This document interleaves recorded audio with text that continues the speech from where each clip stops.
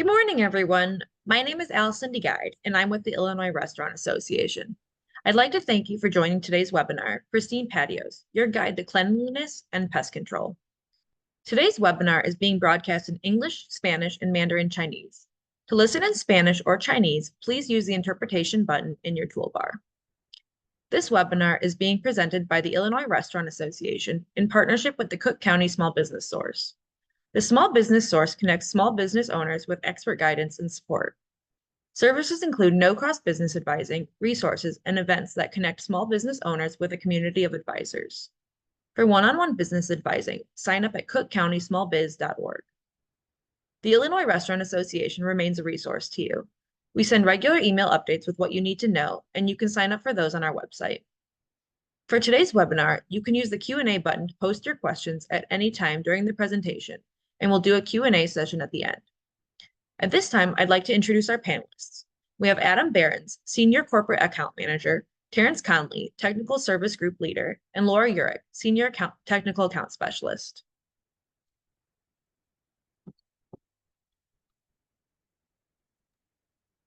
Hi, good morning, everyone. This is Adam Behrens. I'm with Ecolab. I wanted to thank everyone for joining today and introduce myself, and I'll let the rest of the team introduce themselves as well. I don't know if I want to necessarily say it's super exciting content, but I think it's pretty valuable content. And as we were going through the information over the last month or so, putting it together, I started getting a little more excited about it each time.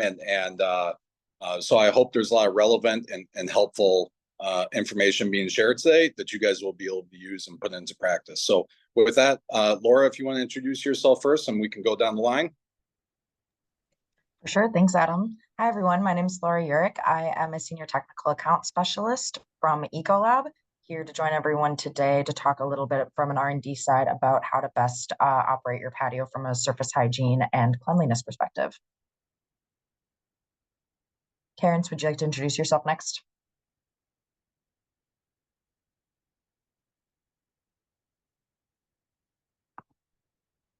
Hey, Terrence, you're on mute. Terrence Conley, Technical Service Leader, Ecolab. I look forward to this session today, and I think it's going to be fun. Thank you.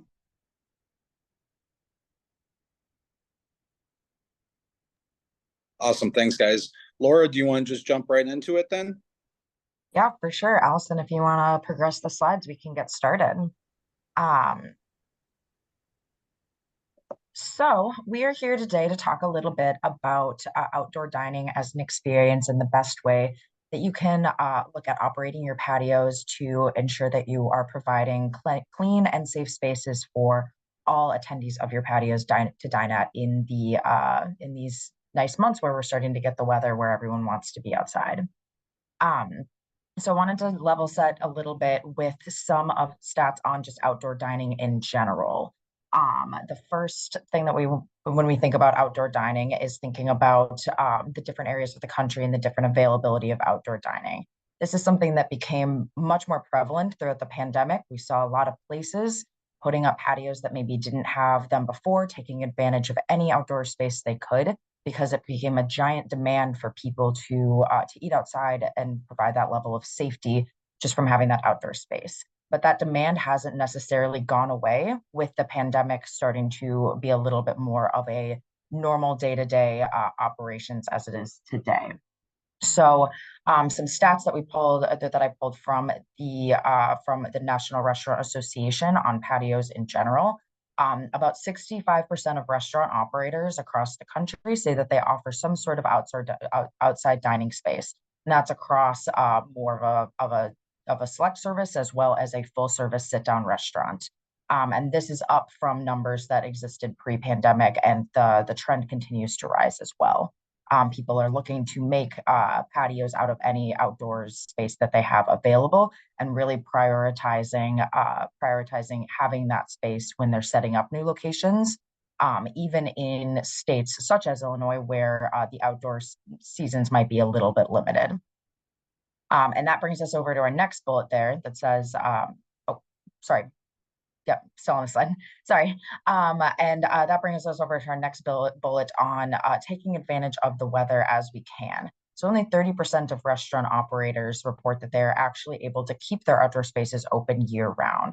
So that additional space that you and revenue that you get from that location, you're only able to actually take advantage of for a certain season, whether that's when it's warmer in some of the northern months like Illinois, or even thinking about other areas of the country where in the south it might be too warm in some of those seasons to actually run the patios.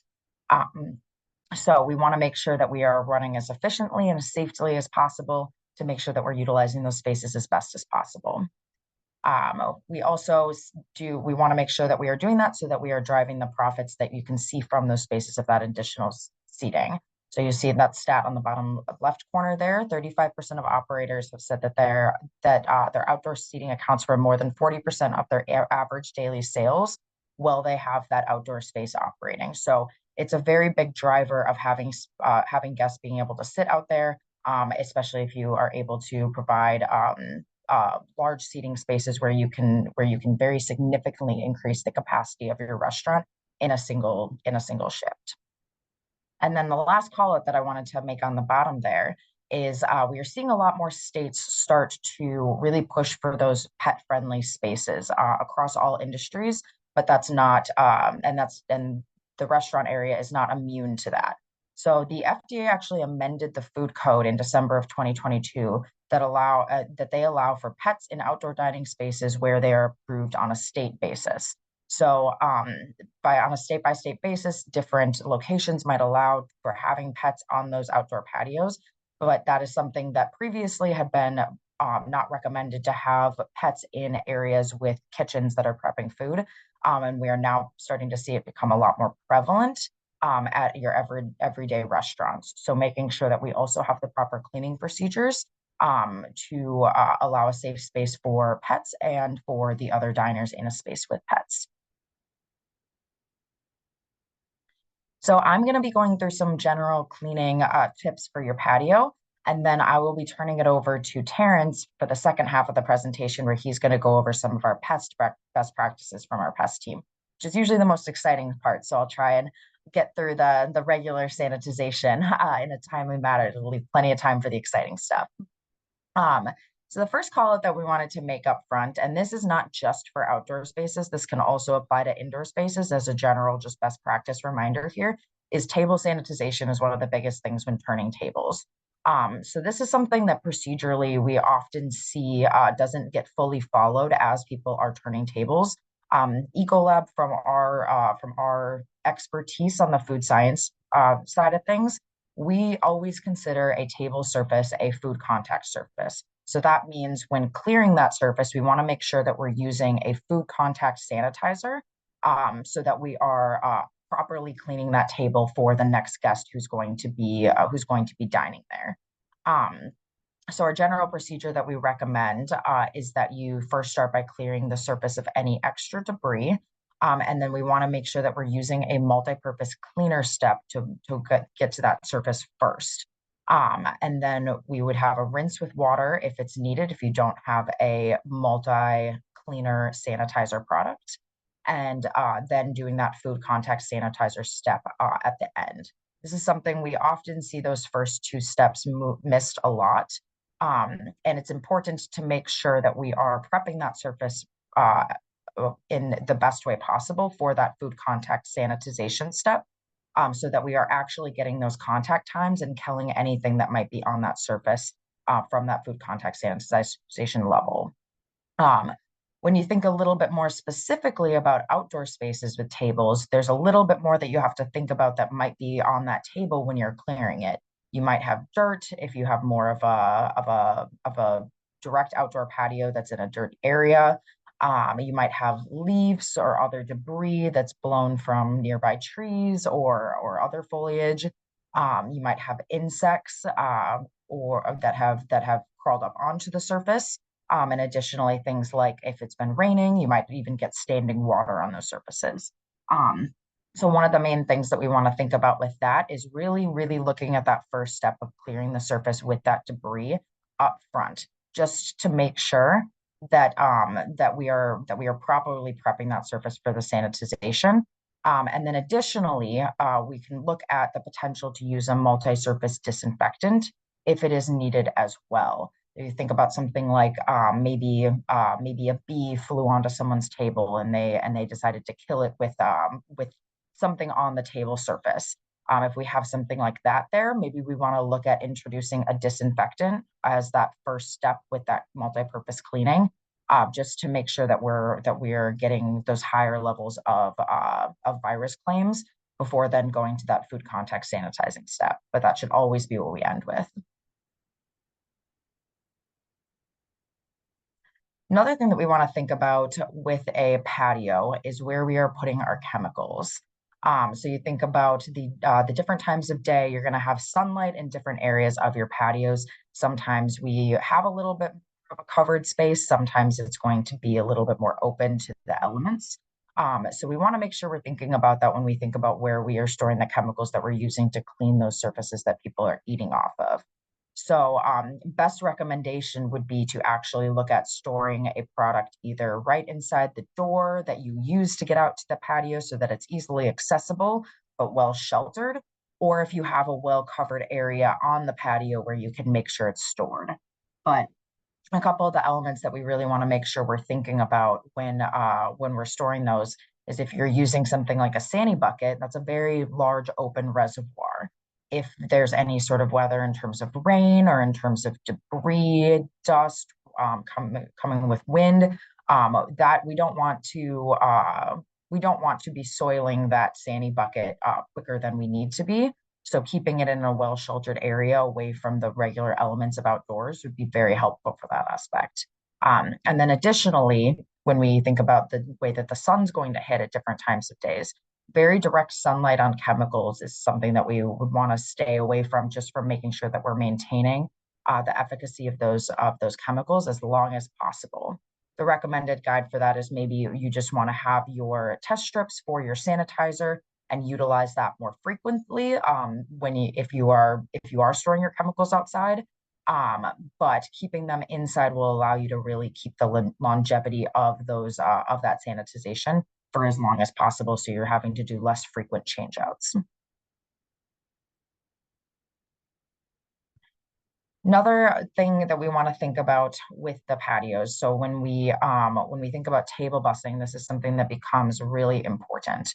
So moving things off of the table as quickly as possible will be very important to avoid attracting insects and other animals. I don't know how often people have been at a patio and you've seen maybe the remainder of a plate or an empty glass sitting on a table that maybe had a sugary drink in it, and it's immediately attracting bees or pigeons or other different animals and insects. And Terrence will, like I said, get into pests a little bit more on some best practices to keeping away animals. But in context to table bussing, we wanted to just bring it up in front because that is one of the most important things to making sure you're keeping some of those pests away from your spaces.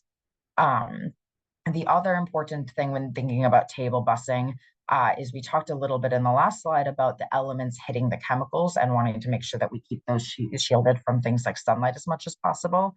If you have a patio where your dishes are sitting in direct sunlight on that table still, what that's going to do is that's going to accelerate that pace that those food soils that are still there are just baking onto those surfaces. So that's going to make it a lot harder when those dishes are brought back for cleaning to actually remove those soils. So from a procedure on the patio perspective, we would really recommend bussing those dishes back to the kitchen as frequently as possible.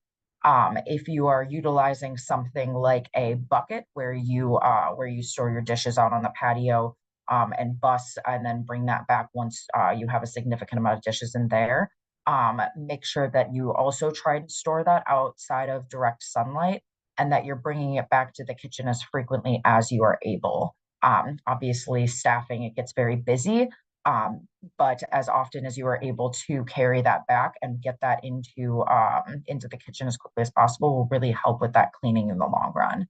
And then we would also recommend definitely utilizing a pre-soak to help fight those baked on soils before then you are sending your dishes through your regular dish machine. So So this will really just help break up those remaining food soils and ensure that you are still getting great results out of the dish machine if those food soils have been baking on for a longer period of time. Perfect. Another aspect that we wanted to make sure we cover is floors. So we have a very wide variety of patio substrates that I'm sure everyone's seen as they go, as they're out and about and going to different restaurants. So wood decking, concrete, tile, even just some patios that are just on the ground, even in terms of like dirt or grass. So as you're thinking about the best way to keep that space clean, consider looking at exactly what that flooring substrate is, and whether or not that's something that you might need a different cleaner from what you use on your indoor front of house cleaner to maintain in its best aspect. So this is something that testing your flooring before it's installed on your patio with the specific chemicals that you clean with can be helpful, as well as looking at what other chemicals might be the best fit for the flooring that you end up using on the patio. Once you have decided the way that you are going to go with that specifically.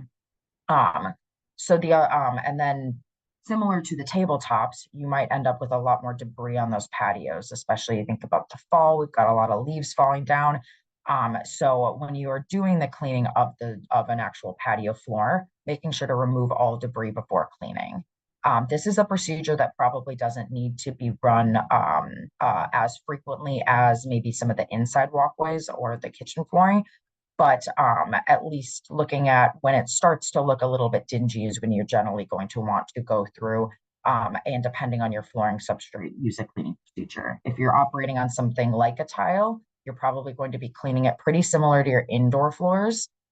If you're looking at something a little bit more like a deck material, you might be cleaning it a little bit more with something like a pressure washer if you have that available, just to make sure that you're keeping the good look of those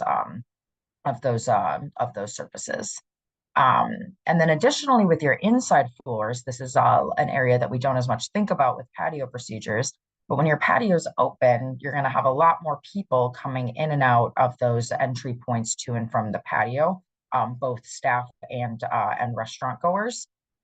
So you're going to want to make sure that you watch those walkways directly from there, and you might need to be looking at cleaning the floors more frequently than you might normally just in that area, to make sure that you're maintaining the good look of your restaurant from the inside as well. So even looking at maybe introducing a partial floor clean in those areas when your shifts are slower in between some of the different rushes. Another thing that we want to think about, so we talked about with table bussing, making sure to get some of that extra food out of there as quickly as possible. We want to make sure that we think about that as well with something like spill cleanups. So as I mentioned, again, Terrence will be covering Pest here shortly and some of our best practices there. But spilling food, and especially when it's not maybe directly on the tabletop, when it also contributes to maybe seeping onto the ground as well, and it's as necessarily people might not think about cleaning that up in the moment. We just want to make sure that we get those cleaned up as quick as possible so that we're not attracting those unwanted guests and disturbing that dining experience. So it's probably good to have towels on hand, specifically just to soak up any of those spills that happen from the tables or the floors. And then having a multi-purpose cleaner that we can use to get in there quick and remove the rest of those food soils as well. So for a table with the contamination, we'll want to very quickly do that towel wipe up and then that cleaner step. If it's something like your floors, you might not be able to get a full cleaning step in there in the middle of the day, but at minimum using a towel to soak up that spill as quickly as possible, so that we're not letting that remain too long for the attraction of things like bees, seagulls, etc. And then kind of getting back to one of the bullet points from the first page that we covered, pet-friendly patios are becoming much more relevant. So you want to think a little bit about the types of products that you might need to clean up from something like a pet incident, and making sure that you have the correct products to use to keep diners safe while you have animals regularly on a patio. We talked a little bit about some things that might attract other animals to the patio and how we want to keep them away. But we are also do have now more animals that we are inviting directly onto the patio, and we still want to make sure that we're cleaning up for them. Um, so we talked a little bit about making sure that you have that food contact sanitizer for those table surfaces, but it also is good to make sure that you have a multi-purpose disinfectant cleaner that you can use as well. And this is a product that is going to just get that higher level of kill, especially when you have something like pathogens that could be spread from other species outside of humans as well in that dining space. So for high touch points, or for areas where if there's a pet incident, if there's something like a pet might urinate on something, making sure that we have that disinfectant to go in there and treat that spill in the best way possible will be very important for keeping everyone safe. Um, and then additionally, we don't usually use a lot of air fresheners in a restaurant space just because we don't want to necessarily mix the additional smells with the smells of the food. But looking at having a specific odor eliminator as opposed to just an air freshener that is designed to more go after and attack something like a urine odor would be a great tool to have on site in case there is something like a pet incident. And especially if you have a patio where you maybe have different furniture that has softer surfaces, things that aren't as easy to launder, it would be a great tool to have to make sure that you're able to address any of those odors that arise from having pets on site while you're even turning tables, as opposed to needing to get things off of site to launder. So I will turn it over to Terrence now, who's going to walk through some best practices for Pest. Thank you, Laura. You certainly mentioned quite a few pests that we're going to discuss here in a moment. So, some of these pests towards the structure of patio, and they are very serious pests. Um, but we will also find that there will be pests that will occur for a short period of time in very large numbers. And in many of those cases, we really won't be able to do anything with those. But we're going to focus on the pests that certainly like to take advantage of food outside. When you think about the outdoor dining and just patio areas, but most of the stuff here, or most of the pests here today, are simply pests that are associated with humans and really are here to take advantage of a situation. So if you see the list here, you've got rodents, and when you think about urban areas, we have rats and mice. Both are opportunistic. They take advantage of the situation and the food availability that is in this space. Next, stinging insects, certainly wasp and bees that were mentioned earlier. Any sorts of spillage, certainly these pests are going to be attracted. Large flies, you take this experience, patio areas, outside, particularly during the daytime, most likely you're going to see flies. Flies fly around during the daytime and certainly are attracted to all sorts of odors and foods. Next, we have ants, which is a crawling pest that just take advantage of the opportunity space. We think about patios and how they're built and the landscaping around them. Certainly, food is an attractant, but they're just there because of that particular environment. And birds, all sorts of birds.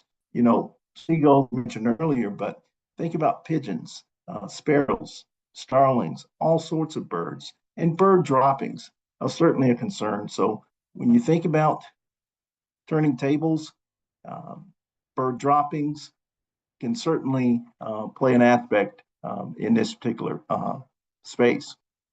Large cockroaches, the American cockroaches, are going to be attracted to food in these spaces as well. And then mosquitoes, we are outside. so they're going to be a concern as well. They're not attracted to the food, but they're attracted to people, humans. And then the very last thing, night flying insects.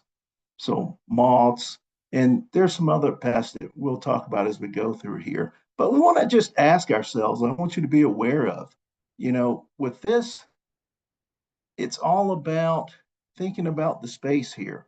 What is the attraction? Why are pests attracted to this particular area? That's what we want to focus on. Next slide, please.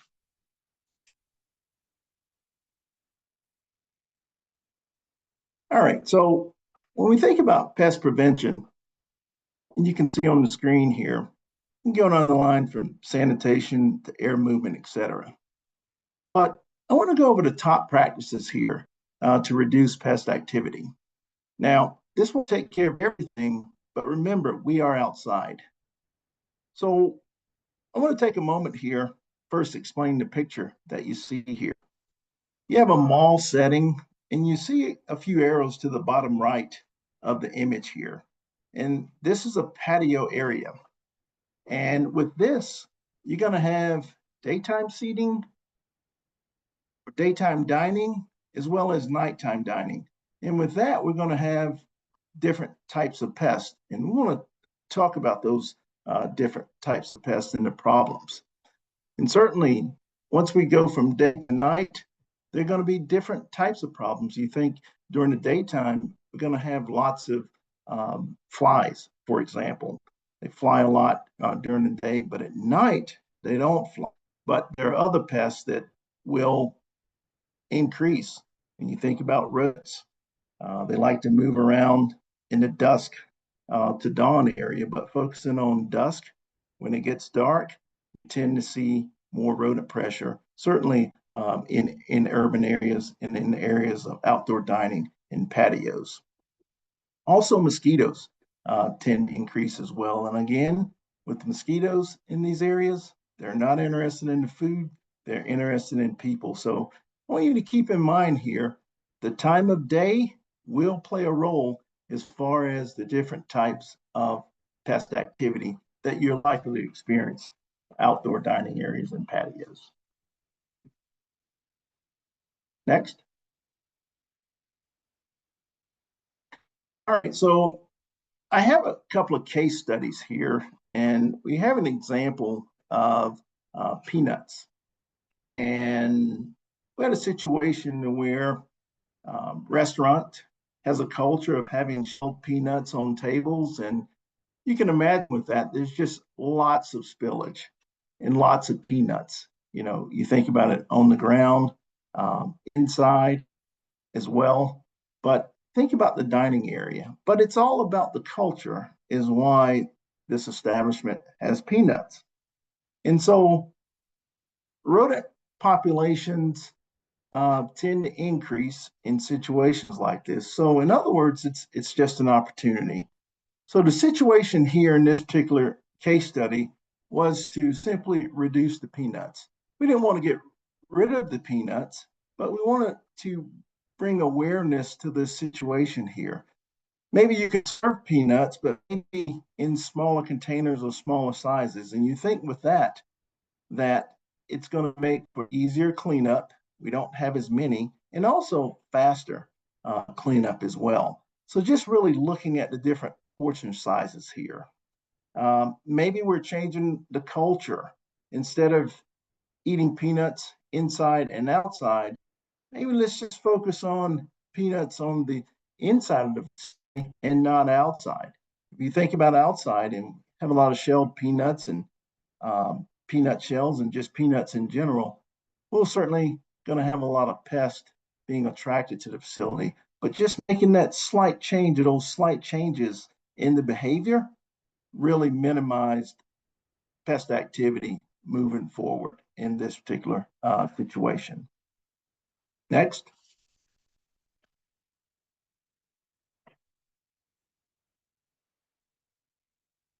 All right, so the next case study concerns flying pests at night. And if we think about patio areas, certainly you can get inundated with lots of insects at night. You think about bright lights and just the open buffet. So, if you're outside at night, you're just likely to see a lot that's buzzing around and flying around in this particular environment. And again, mosquitoes are the likely pest moving around, but again, they're not interested in food, only interested in people. So keep in mind there are certain types of lighting that may attract insects. You want to be aware of that. Certainly the UV light or white light is heavy attraction to insects. So want to think about the type of lighting, maybe changing that lighting to a softer light, such as a yellow light.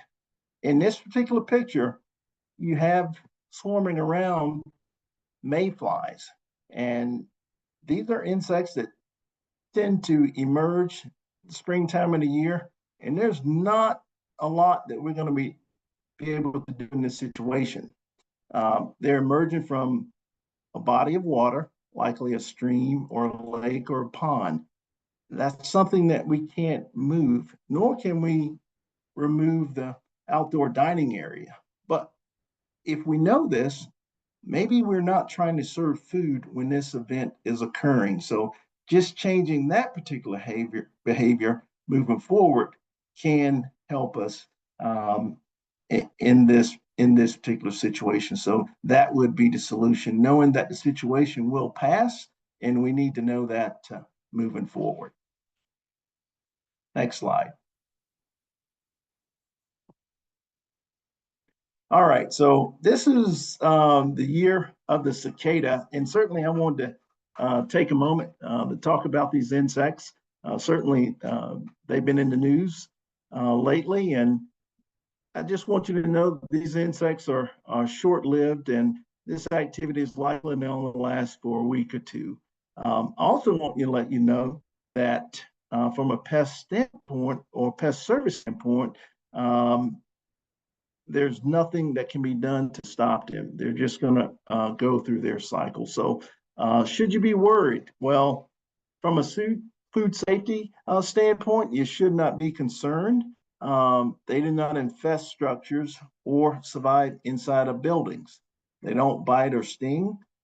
They're focused on their life story, which is to find love and reproduce for the next season. That's what they're concerned about for preserving future generations.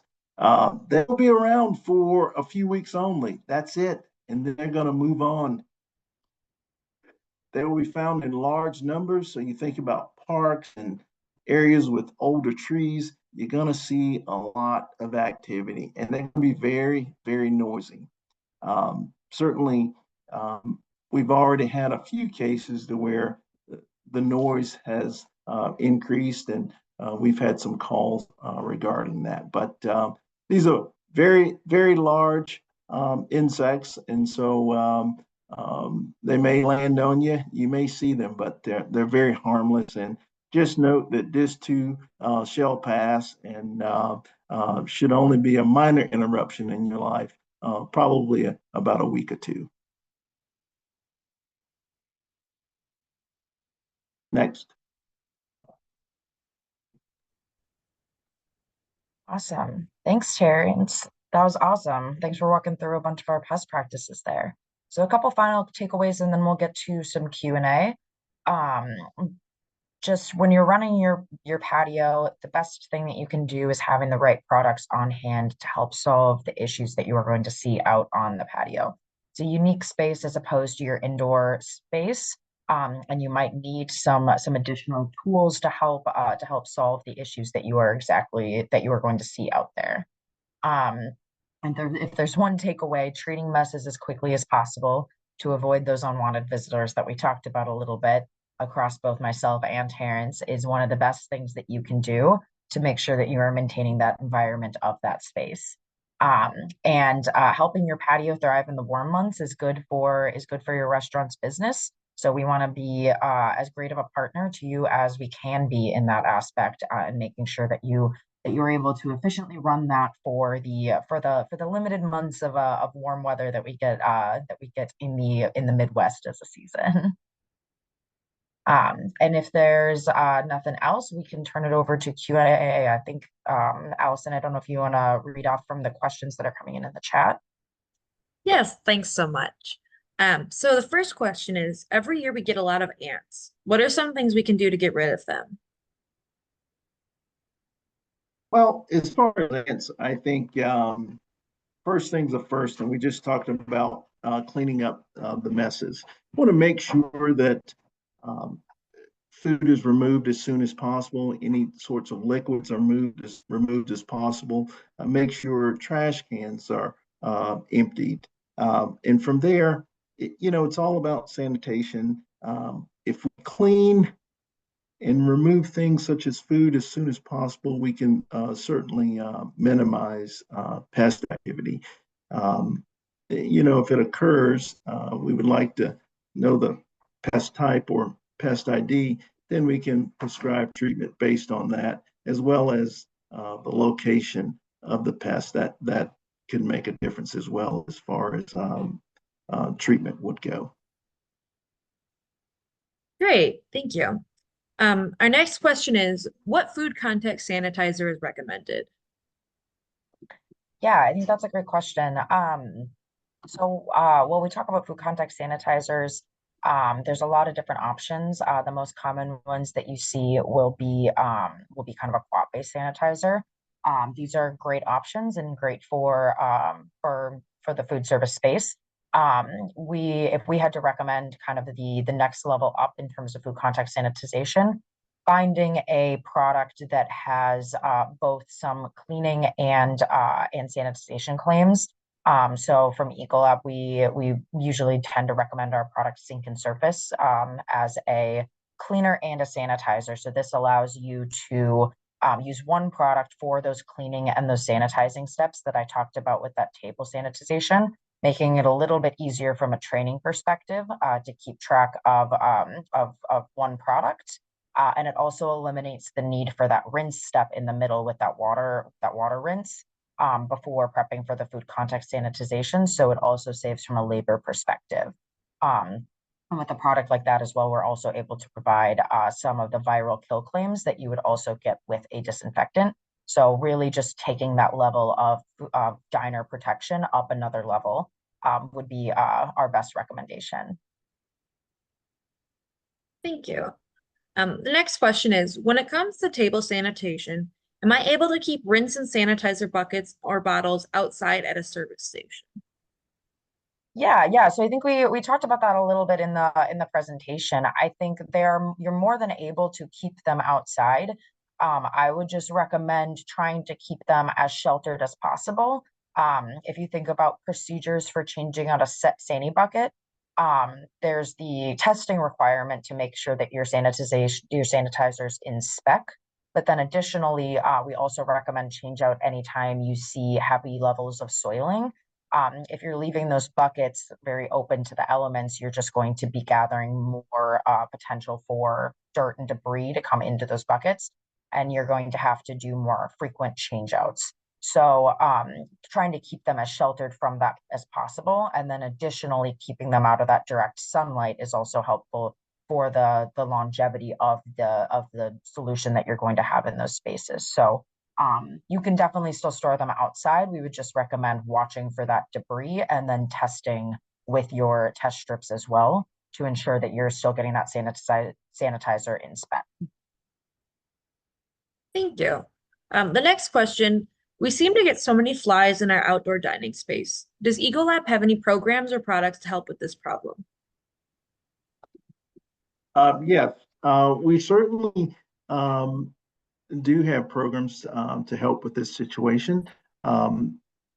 First things first, certainly making sure that the area is clean to minimize flies, but we do have a program for flies that may consist of performing outdoor treatments as well as lighting for interior areas. And certainly for this, we can take care of that with performing a survey to make sure we prescribe the right item and service for this particular situation. So capability of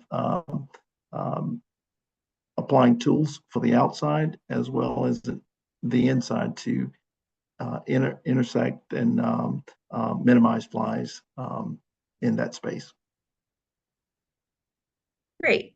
This next one I think was touched on a little bit, but just to follow up, should sanitizer buckets and bottles be changed more often when used for cleaning outdoor spaces? Yeah, I think yeah, kind of following up from the previous question, I think there is a potential that they could need to be changed more frequently. If you there's first of all the element of them if they're sitting outside being exposed to those elements, but then additionally, when you think about even using a sanitizer bucket when you're going through and wiping up a table that might have more dirt or debris than what you might see inside in your indoor dining spaces. I would really just make sure that we're watching that soiling level in the bucket and following that change out procedure once you see a decent level of soiling in your solution would be the best recommendation there.